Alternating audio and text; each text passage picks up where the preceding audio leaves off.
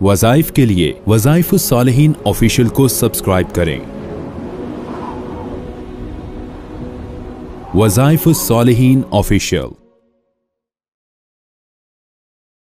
अल्लाह रब्बुल इज़्ज़त ने इस आयत करीमा के अंदर उस तबके का जिक्र किया जो नबियों का मजाक उड़ाता था, उनकी तबलीग का मजाक उड़ाता था। अगर आज के दौर में लोग तमस्खुर करें, तंज करें और जिल्लत और नकबत की तरफ बंदे को लाने की कोशिश करें, चूँकि मीडिया का दौर है, हर बंदा बगैर तहकीक के दूसरे को पस्त और जलील करना चाहता है, तो ये आयत करीमा अल्लाह ने इस मकसद के लिए बहुत पुरतासीर बनाई है। हज़ूर अक़दस सल्लल्लाहु अलैहि वसल्लम के सामने मुशरिक आते थे तो बड़े चरब ज़बानी के साथ आके ये जुमले कहते थे कि अगर अल्लाह चाहे तो हम सबको मुसलमान बना दे, हम सबको आपका गुलाम बना दे। तो अल्लाह नहीं चाहता तो हम आपके नहीं बनते, आपकी बात को नहीं मानते। अल्लाह चाहता तो हम आपकी बात मान लेते। अब इस तरह की मजाक करते और आपके लिए अजीब अजीब बातें मुख्तलिफ टोलियों की शक्ल में जगह जगह करते थे। इन अल्फाज को कुरान में बयान और साफ अल्फाज में बयान।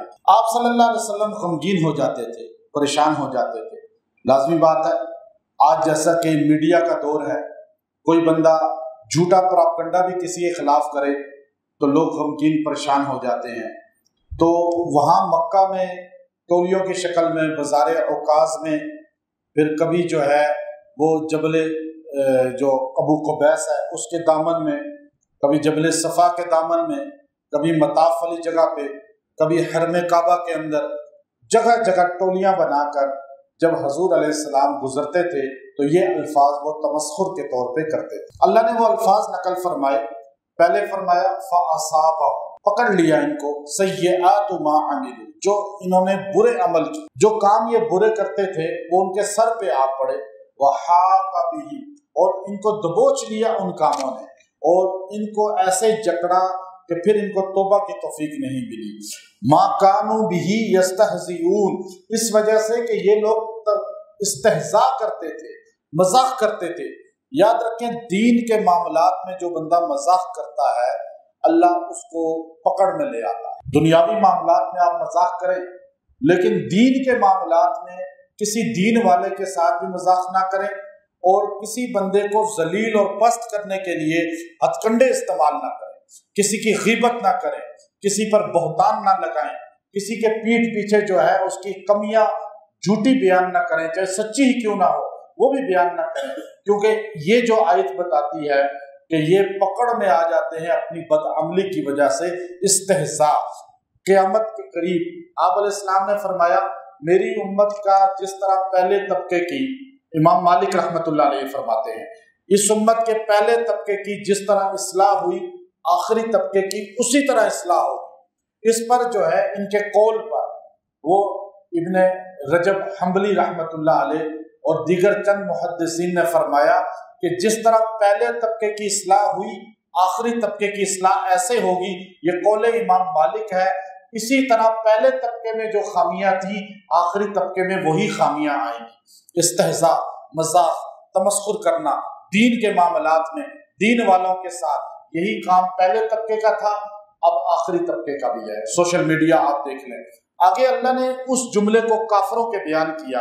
अल्लाह ने फरमाया, वक़ालल्लज़ीना अशरकू, कहते हैं ये मुशरिक लोग, लौ शाअ अल्लाह, अगर अल्लाह चाहता, मा अबदना मिन दूनिही मिन शै, तो हम आपको अल्लाह को छोड़कर किसी और की इबादत ही ना करते। अल्लाह चाहता तो हमने हिम्मत थी।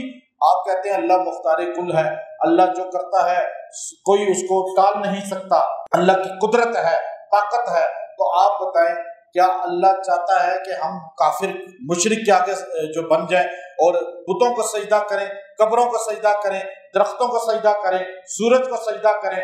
इसका मतलब ये है कि या तो अल्लाह के पास ताकत नहीं है या अल्लाह चाहता नहीं है। अब ये जुमले वो कहते थे। आज भी मीडिया में बैठ के ऐसी बातें होती या नहीं होती? ऐसे ही स्कॉलर आते हैं, लिबरल बातें करते हैं और इसी तरह लोगों का अकीदा खराब करते हैं, लोगों को जो है कुरान और सुन्नत, मसलक अहले सुन्नत से निकालने के लिए हथकंडे करते हैं। अब आज भी चंद अल्लाह वाले गमगीन होते हैं, जैसे सरकार मदीना सल्लल्लाहु अलैहि वसल्लम गमगीन होते थे।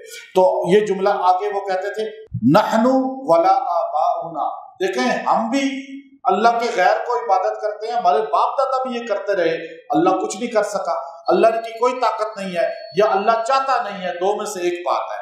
پھر آگے فرمایا وَلَا حَرَّمْنَا مِن دُونِهِ مِن شَيْءٍ، اور ہم حرام کیسے کر سکتے ہیں کسی چیز کو اگر اللہ حلال کر دے؟ اس کا مطلب ہے اللہ میں طاقت نہیں ہے کہ ہم حرام کر رہے ہیں حلال چیز کو، اللہ اس کو روک نہیں سکتا، یا اللہ چاہتا یہ ہے کہ ہم ایسا کریں۔ اب یہ آگے سے کہتے تو حضور غمگین ہو جاتے، حضور پریشان ہو جاتے، تو اللہ رب العزت نے فرمایا كَذَلِكَ فَعَلَ الَّذِينَ مِن قَبْلِهِمْ، ایسے ہی ان کے پہلوں نے یہ کام کیا، یہی باتیں کی، ان کے آبا کو دیکھ لیں، ان کے دادوں کو دیکھ لیں، ان کی نسلوں کو دیکھ لیں، اسی طرح کے نبیوں کے ساتھ مذاق کرتے رہے ہیں، تمسخر کرتے رہے ہیں۔ یہ کام کوئی پہلا نہیں ہے، آج بھی جو دین کو مذاق اڑاتا ہے یا کسی بندے کو ذلیل پست کرنے کی کوشش کرتا ہے وہ اس سے عبرت حاصل کرے۔ اللہ نے فرمایا فَهَلْ عَلَى الرُّسُلِ، میرے پیغمبر میرے رسولوں کا کام یہ ہے إِلَّا الْبَلَاغُ الْمُبِينُ، خالی پہنچا دینا، بس کام بات کہہ دینا، پیغام پہنچا دینا۔ ڈاکیا پہنچا دیتا ہے، آگے کوئی بندہ اس کا کیا پیسے کا استعمال کرتا ہے یا ڈاکیا کے پیغام کو کتنی ویلیو دیتا ہے، ڈاکیے کے کوئی ذمہ داری نہیں۔ جو پیغام پہنچانے والا ہے وہ ذاتی پیغام نہیں پہنچا رہا بلکہ رب العالمین کا پیغام پہنچا رہا ہے۔ تو اس لیے فرمایا آپ نے بس ایک جملہ سمجھ لیں میرے نبی، فَهَلْ عَلَى الرُّسُلِ إِلَّا الْبَلَاغُ الْمُبِينُ، آپ کا کام خالی پہنچا دینا ہے، آگے یہ جیسی باتیں کریں ان کو پتہ چل جائے گا۔ آج پتہ چل رہا ہے یا نہیں چل رہا ہوں؟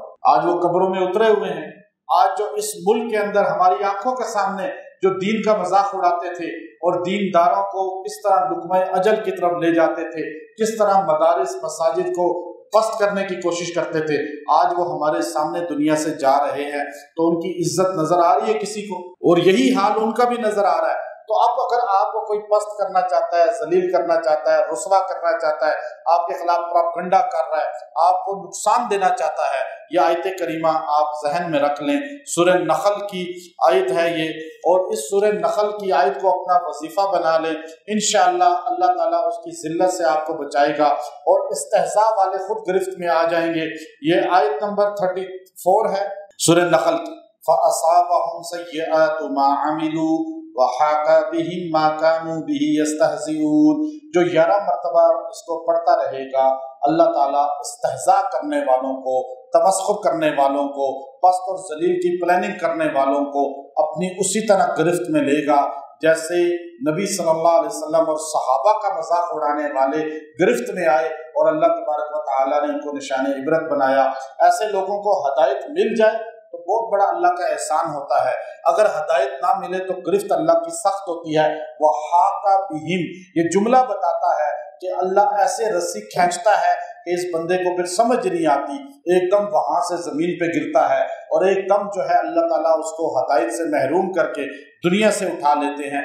حاقہ بہم، یہ بڑا سخت لفظ ہے، اللہ تعالیٰ ہمیں سمجھنے اور عمل کرنے کی توفیق عطا فرمائے۔ وآخر دعوانا الحمد للہ رب العالمین۔